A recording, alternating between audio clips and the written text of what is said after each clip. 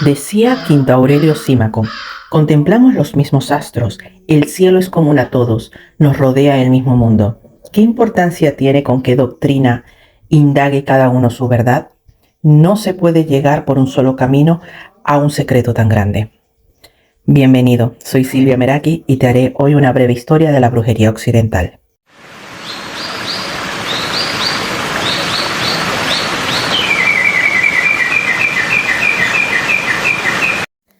Rastrear el origen de la brujería en Occidente es explorar una narrativa que surgió de la mitología antigua y del folclore, y que luego se expresó a través de un prolongado y brutal periodo de persecución.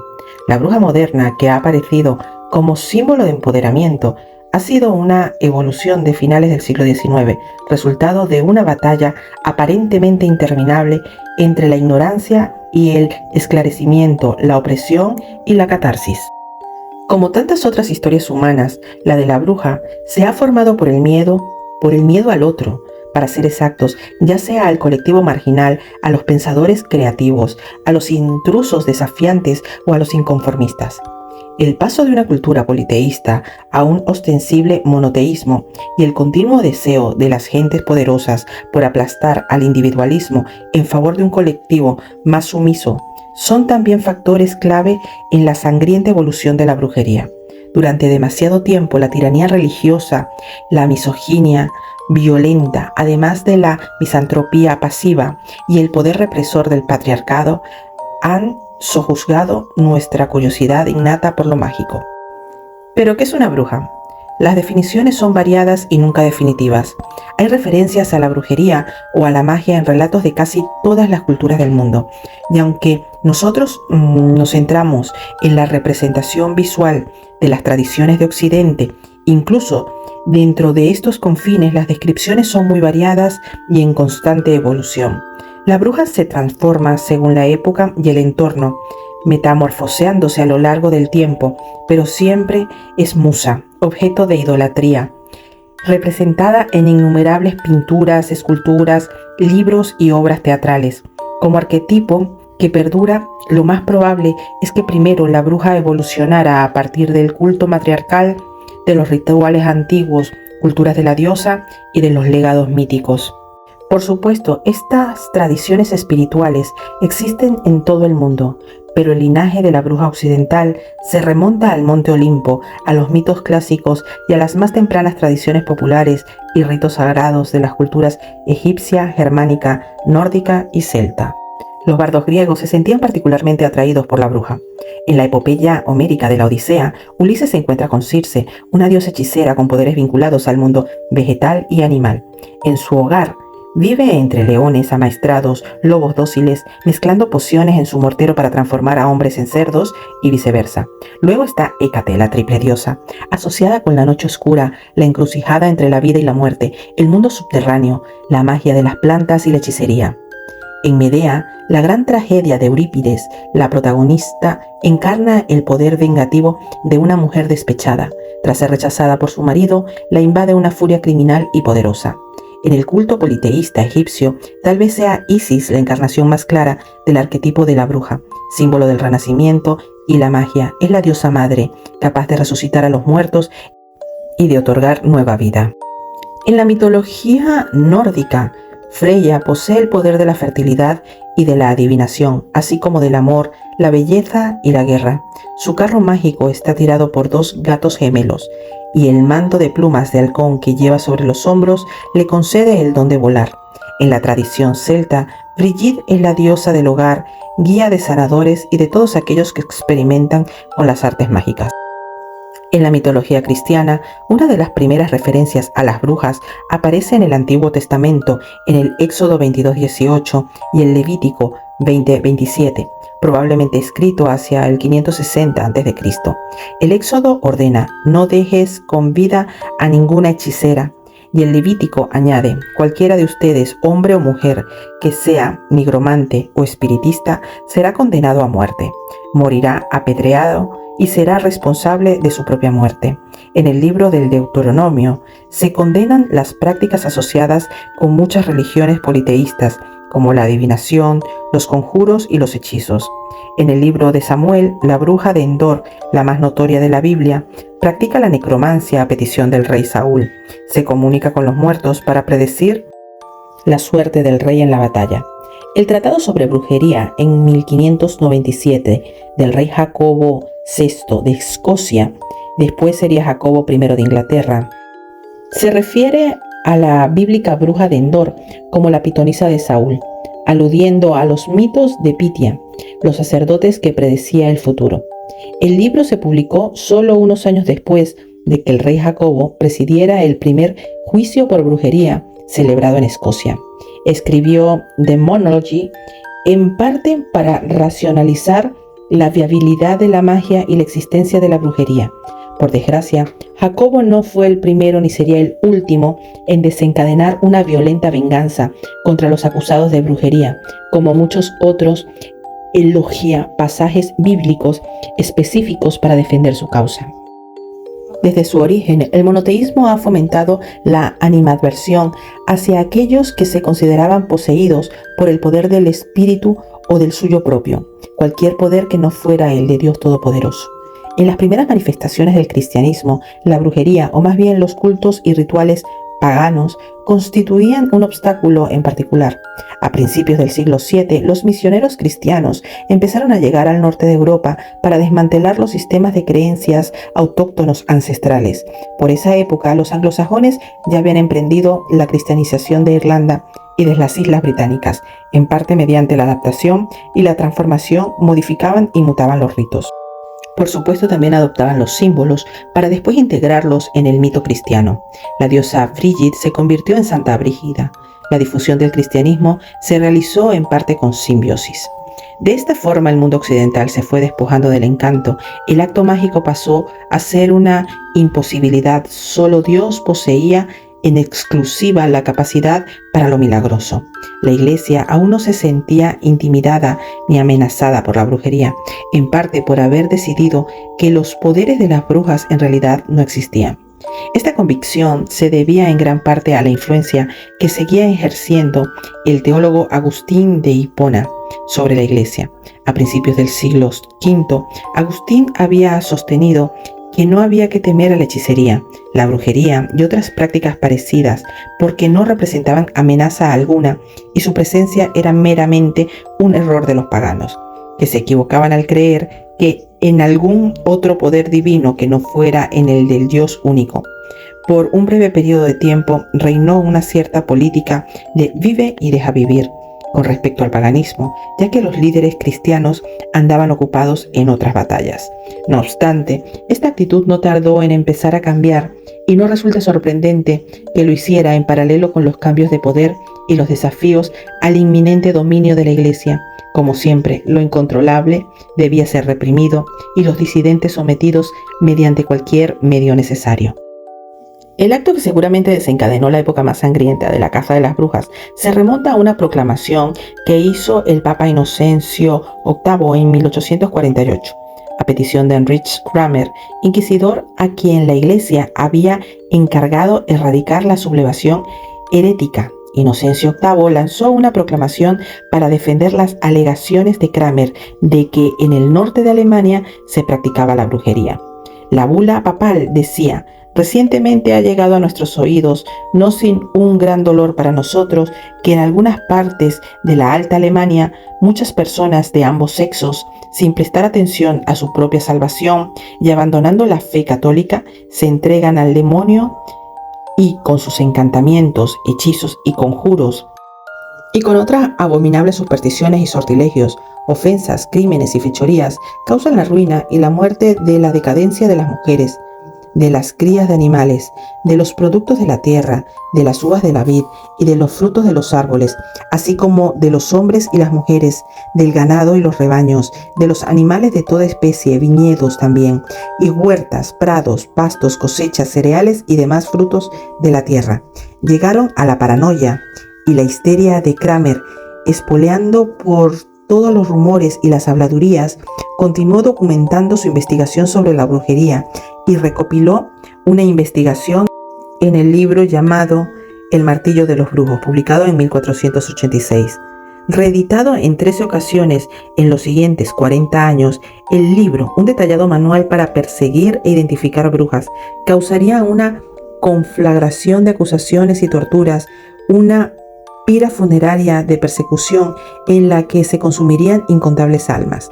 Desde principios del siglo XVI, la era de la Reforma fue testigo de innumerables juicios por brujería en toda Europa y las Islas Británicas. En todo el continente se llevaron a cabo ejecuciones colectivas, muchas de ellas en la hoguera. Se cree que en 1515 los tribunales suizos de Ginebra juzgaron y mataron a centenares de personas por practicar la brujería. En Italia, una década después, el número se elevó a millares.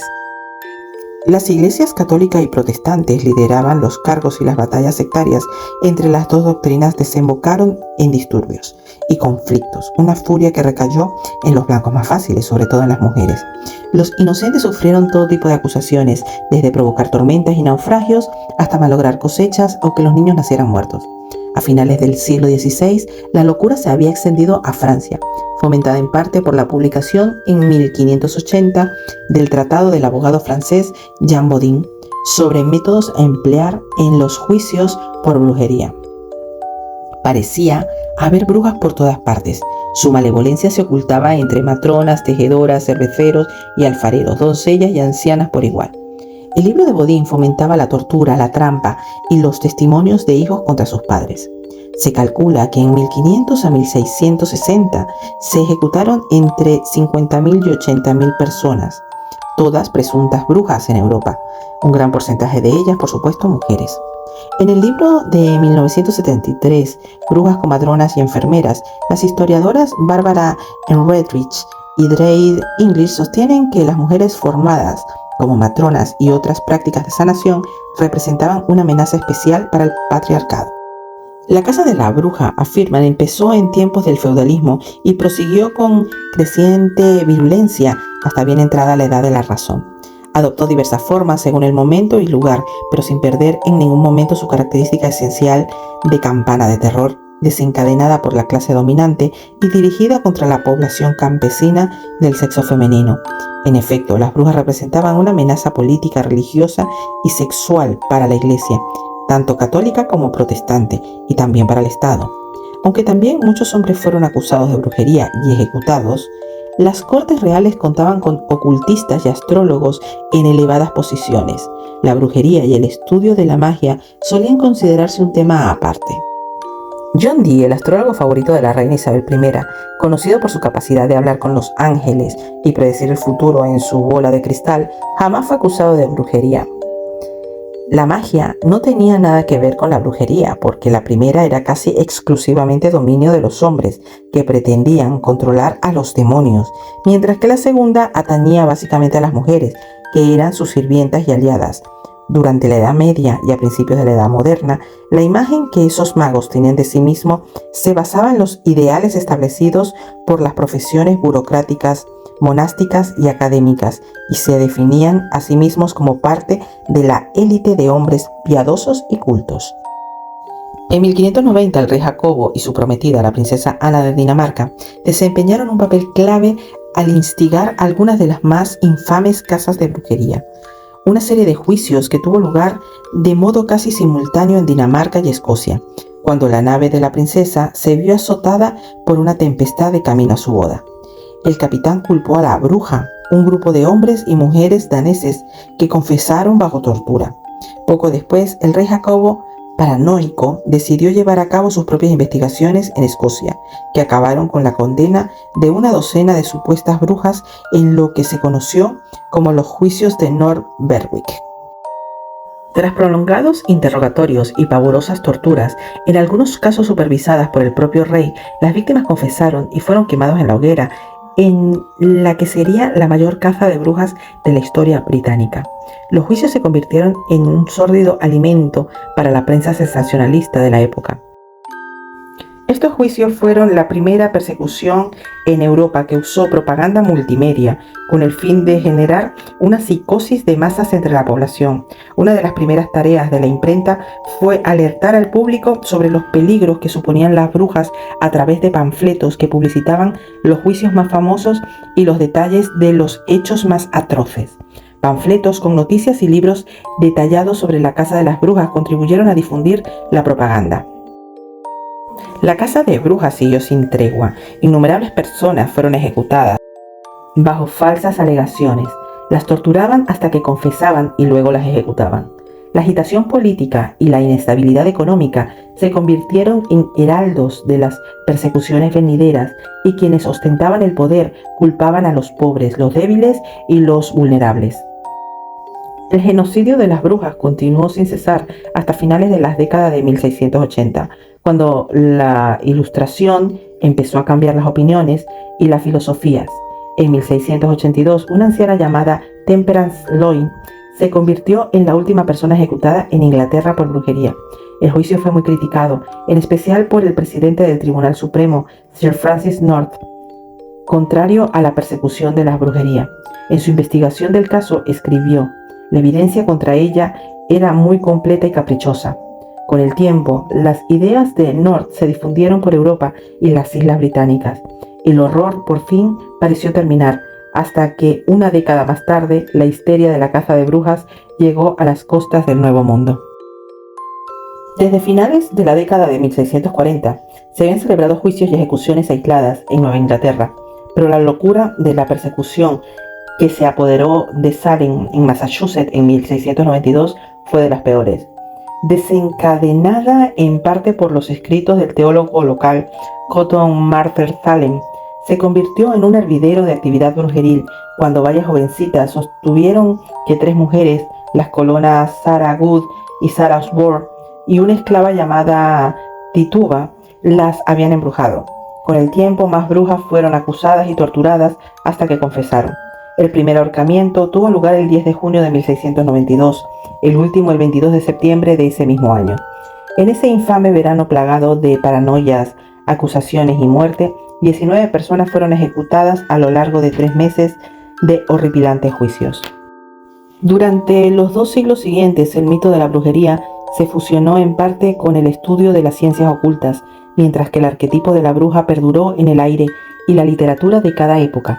Alejándose del espectáculo abusivo de las imágenes producidas en los siglos XVI y XVII, la bruja fue idealizada tanto en obras de arte como en la palabra escrita, en obras como La bruja de Jules Michelet, publicado en 1862. El libro reinterpreta el arquetipo de la bruja, alegando que la brujería fue el último vestigio de cultos paganos que sobrevivieron, cultos que los celebraban como ritos de fertilidad y a la naturaleza. Aunque repleto de falsedad y errores históricos, La bruja se convirtió en un éxito de ventas inmediato y en muchos sentidos dio inicio al movimiento actual con su concepto de bruja. Como el último de los luchadores paganos por la libertad, implacablemente perseguida por la tiranía de la Iglesia, la idea se difundió y fue aceptada por otros durante el Romanticismo. El arquetipo de la bruja como el otro perseguido también lo utilizaron las primeras sufragistas como el peor ejemplo de la tiranía patriarcal. En un impactante discurso en 1852, con ocasión de la Convención sobre los Derechos de las Mujeres, la sufragista Matilda Joslyn Gay alegó muy a menudo las brujas eran mujeres con educación que desafiaban las estructuras del poder existente. La bruja, en realidad, era el pensador más profundo, el científico más avanzado de esas épocas. Hoy día, no menos que en el periodo más oscuro de su historia, la Iglesia es el mayor rival a la educación de la mujer, que en cada paso de su camino se ha topado con la Iglesia como antagonista. Gay, escritora y erudita, fue asimismo una acérrima abolicionista y defensora de los derechos de los indígenas americanos. Su yerno era Frank Baum, que más adelante crearía las que seguramente son las brujas de ficción más poderosas de Occidente en sus libros infantiles, entre ellos El maravilloso Mago de Oz. Hacia finales del siglo XIX, la bruja se había convertido tanto en emblema de la injusticia como en personaje de especulación romántica. En Estados Unidos, el escritor Charles Godfrey Lell exploró los orígenes del arquetipo, Aradia o el Evangelio de las Brujas, publicado en 1899. Contribuyó a introducir el concepto de bruja como derivación de los ritos del culto a la antigua diosa e influyó en varias de las figuras clave que desarrollaron la brujería actual. Entretanto, teósofos y trascendentalistas exploraron temas de la naturaleza y lo sobrenatural mediante su inmensa producción literaria y artística a finales del siglo XIX. La magia y el estudio del ocultismo fueron adoptados por organizaciones como la Orden Hermética de la Aurora Dorada, entre cuyos miembros se contaba con el poeta W. B. Yeats y la artista Pamela Colman Smith, futura ilustradora de la icónica baraja de tarot Riddle-Waite-Smith. El famoso ocultista Aleister Crowley también fue miembro, así como autor de varios libros sobre magia ceremonial y de su propia baraja de tarot, el Tot Tarot, ilustrada por la británica Lady Frida Harris. Otro miembro de la Aurora Dorada que influyó en la continua evolución de la brujería fue la escritora experta en el ocultismo y maga ceremonial Dion Fortune. Sus novelas y obras de no ficción, en especial La Doctrina Cósmica, llegaron a influir profundamente en la brujería del siglo XX y se dice que fueron escritas mediante canalizaciones entre 1923 y 1925. En 1921, la antropóloga Margaret Murray había publicado el controvertido estudio El culto de la brujería en Europa Occidental, en el que sostenía que el origen de la brujería era pagano. Murray creó los términos antigua religión y sábat, alegando que las brujas medievales se reunían en grupos de 13 para celebrar sus ritos de la naturaleza y la fertilidad, como hay pocos hechos que respaldan la veracidad histórica de los auténticos cultos de brujería en Europa. Desde entonces muchas de sus teorías han sido desestimadas. Murray basó gran parte de sus libros en temas que encontró en La Rama Dorada en 1890, escrito por el experto Sir James George Frazer y publicado en 2 volúmenes. Se trata de un estudio comparativo de mitología, religión y magia. La Rama Dorada generó polémica con respecto a la teoría de Frazer, que afirmaba que la religión y el mito eran formas primitivas de explicar los misterios del mundo natural.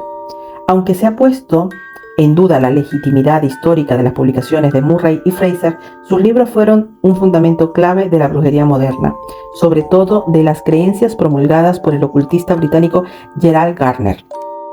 Considerado el fundador de la brujería del siglo XX, Gardner vivió gran parte de su vida en India, Malasia y Sri Lanka. Aseguraba conocer las prácticas de los sufís indios y los masones, haber estudiado con la teósofa Annie Besant y con la organización ocultista de la Hermandad Crotona y haberse unido al Ordo Templi Orient, la Orden del Templo del Este, de Aleister Crowley. Más adelante formó su propia tradición exclusiva, actualmente conocida como Wicca. Tras afirmar que en 1939 una mujer a quien se refería como Old Dorothy le había enseñado lo que llamaba the craft, el arte, Gardner escribió bajo el seudónimo obras de ficción sobre el tema, en parte porque en Inglaterra seguían vigentes las leyes contra la brujería. Cuando se derrogaron en 1951, Gardner publicó 2 libros con su nombre: La brujería de hoy, en 1954, y 5 años después, El significado de la brujería, donde describía los principios de los que se convertiría en la tradición de la práctica moderna predominante. La Wicca de Gardner se difundió con rapidez, en parte gracias al trabajo de la poetisa y escritora británica Doreen Valiente, que sigue siendo una de las mujeres más influyentes en la brujería moderna.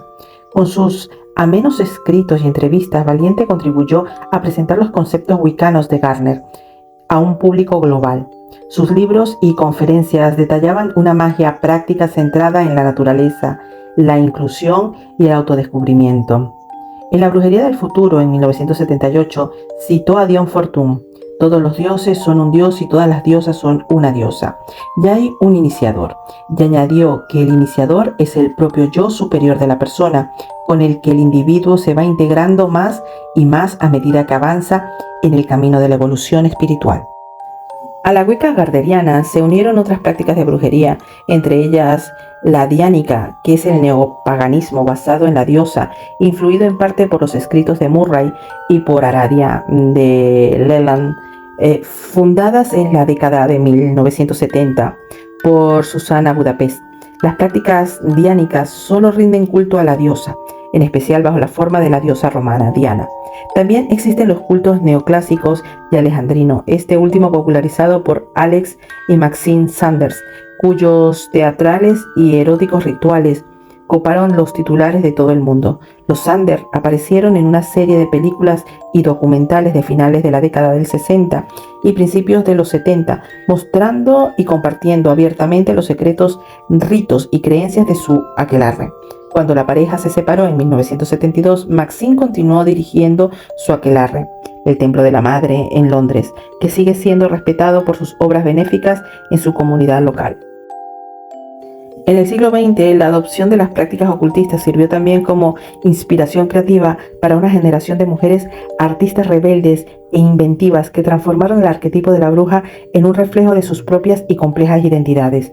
Un círculo de surrealistas, entre las que se contaban Leonora Carrington, Remedios Varó, Leonor Fini, formaron una especie de aquelarre propio y convirtieron el concepto de brujería en una representación de la individualidad imaginativa de un poder femenino fértil y prolífico. En la misma época, escritoras como Anaïs Nin y la directora de cine Maya Deren exploraron un futuro femenino en sus sensuales y reveladoras obras. Más adelante, la ocultista, poetisa y artista Marjorie Cameron trasladó su estética esotérica a la contracultura de Hollywood. Apareció en películas de los cineastas experimentados Kenneth Anger y Curtis Harrington y llevó a cabo su propia y prolífica producción de pinturas y escritos Bally Myers. La pelirroja bailarina de ojos brillantes, artista y bohemia declarada, abrió un estudio y un santuario para animales salvajes en la costa italiana a mediados de la década de 1960, dándose a conocer como la hermosa y misteriosa Bruja de Positano, un ícono de la contracultura. En 1968, la popular astróloga y autora de temas de ocultismo Louise Humbert fue proclamada bruja oficial de Los Ángeles en una ceremonia celebrada en Hollywood Bowl. Un año después, Humbert presentó el álbum de conjuros y encantamientos La seducción a través de la brujería. La neozelandesa Rosalind Norton o Thor fue otra pintora ocultista y libre pensadora conocida como la bruja de King's Cross en la década de 1970 y 1970. Ante este periodo, el incipiente movimiento por los derechos de la mujer dio paso a una nueva era con la bruja como activista, con el arquetipo como un indicador de una revolución femenina. Uno de los ejemplos más explícitos de ello lo encontramos en el grupo activista femenino radical Witch, Conspiración Terrorista Internacional de las Mujeres del Infierno, por sus siglas en inglés. La organización luchó por los derechos civiles y la igualdad de la mujer, participó en movimientos antibélicos y, entre otros actos de rebelión teatral, lanzó un hechizo contra Wall Street. Su manifiesto declara: Witch es teatro, revolución, magia, terror, alegría, flores de ajo y conjuros, los restos vivientes de la cultura más antigua de todas, en las que hombres y mujeres participaban por igual en una sociedad verdaderamente cooperativa, antes de que la mortífera represión espiritual, sexual y económica de la sociedad fálica imperialista se hiciera con el poder y empezara a destruir la naturaleza y la sociedad humana. Básicamente, el movimiento a favor de los derechos de la mujer reinterpretó aspectos de la Wicca gardneriana y del neopaganismo, convirtiéndolos en varias facetas de la brujería de la nueva era, mientras que el arquetipo de la bruja conservó su fluidez y adaptabilidad. Son bien conocidas las palabras del propio Gardner: las brujas no conocen el origen de su culto. Muchos creyeron que esto significaba, o así lo interpretaron, que este arte sin origen podía reinterpretarse de acuerdo con el individuo, descartando la rigidez de la religión organizada y permitiendo así su futura evolución. En 1974, en un intento por definir los principios de la brujería moderna, el grupo American Council of Witch, Consejo Americano de Brujas, informó tras una intensa tarea de divulgación que el arte era variado e inclusivo. Cada aquelarre se consideró autónomo. Cada uno de ellos exploraba varias simbologías y rituales. En su volumen fundamental, Atrayendo la Luna, La periodista y practicante de brujería Margot Adler escribió: por eso la Wicca es flexible, porque es una religión sin intermediarios. Y añadió: no importa si su tradición tiene 40.000 años de antigüedad o si fue creada hace una semana, el dogma es lo peor que puede existir en el arte. El mismo año en que el libro de Adler fue basado en profundas investigaciones, descorrió el velo de la brujería para el mundo moderno. La practicante Starhawk, residente en California, fue pionera de un nuevo y potente enfoque centrado en la diosa y la naturaleza, con su libro La danza en espiral. El mismo año en que el libro de Adler fue basado en profundas investigaciones, descorrió el velo de la brujería para el mundo moderno. La practicante Starhawk, residente en California, fue pionera de un nuevo y potente enfoque centrado en la diosa y la naturaleza, con su libro La danza en espiral. Soñando la oscuridad, magia, sexo y política. Starhawk alegó: una sociedad capaz de sanar el mundo desmembrado reconocería el valor inherente de cada persona y de cada planta, animal y vida elemental que compone el cuerpo viviente de la Tierra. Ofrecería una protección real, fomentaría la libre expresión y restablecería un equilibrio ecológico que fuera biológica y económicamente sostenible. Su metáfora subyacente sería el misterio, el sentido que maravilla por todo lo que nos rodea y que está más allá de nosotros, por las fuerzas que sostienen nuestras vidas y la intrincada complejidad y belleza de su danza.